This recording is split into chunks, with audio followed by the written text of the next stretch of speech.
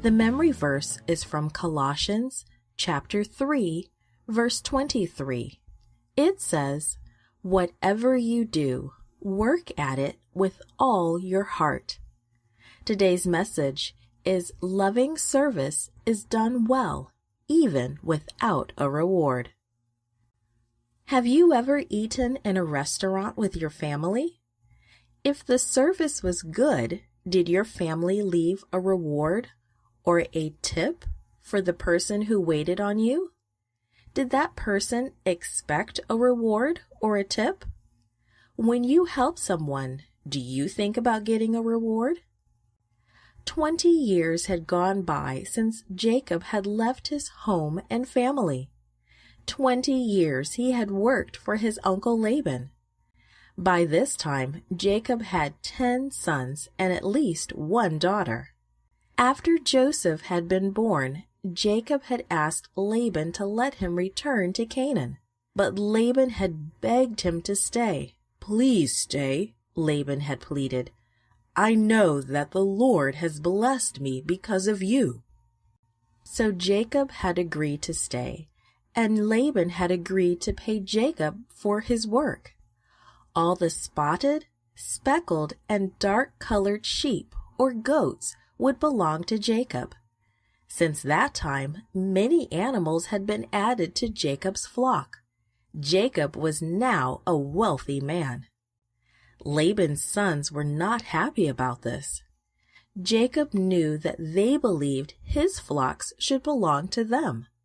And Jacob also knew that Laban's attitude towards him was not what it had been. So when the Lord told Jacob, "Go back to the land of your fathers," Jacob knew it was time to leave. Without a word to Laban, he gathered his wives, his children, and his flocks and started for Canaan. After 3 days, Laban learned that Jacob was gone. Laban started after him.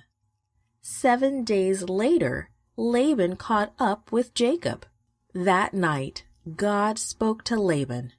The next day, Jacob watched Laban and his men. He wrinkled his forehead with concern as they drew nearer.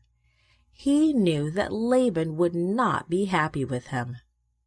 "Why did you run away without telling me?" shouted Laban. "You didn't even let me kiss my grandchildren and my daughters goodbye. You know it is in my power to harm you. But last night God told me not to say anything to you, good or bad." Jacob answered, "I left without telling you because I thought you might try to take my wives and children away." "Uncle Laban," Jacob continued, "I have been a faithful worker for you for 20 years. During that time, I was careful to take good care of your animals. I didn't complain about my work, whether it was blistering hot or freezing cold. I worked 14 years to pay my debt to you for your daughters. And these past 6 years, I have worked to earn my animals. During that time, you changed my pay 10 times. But God was with me. You would have sent me away empty-handed, but God knows how hard I've worked for you, and that is why he talked to you last night." "Jacob, in a way, everything you have is from me," Laban spoke sharply.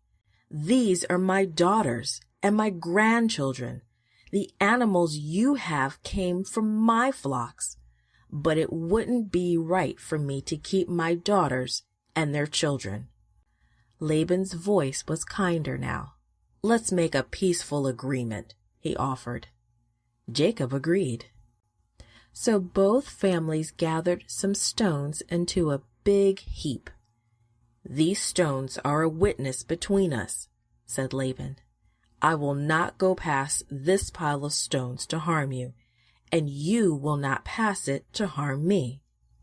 Jacob repeated the promise. "I will not harm you, and you will not harm me." Then the two men and their families shared a meal together. Early the next morning, Laban kissed his daughters and grandchildren. Then Laban returned home, and Jacob and his family traveled on toward Canaan. For many years, people called that place Mizpah, a place of blessing, for it was there that Laban said to Jacob, "May the Lord keep watch between you and me when we are away from each other." Today's story is